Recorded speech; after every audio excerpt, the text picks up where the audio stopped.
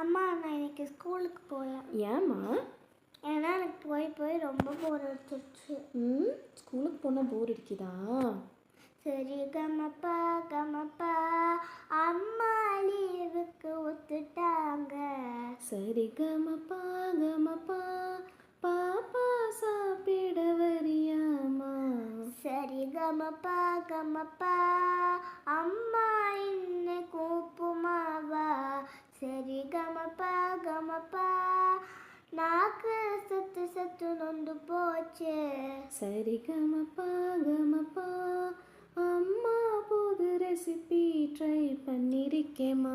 சரி கமப்பா கமப்பா அம்மா என்னைய விட்டுடம்மா.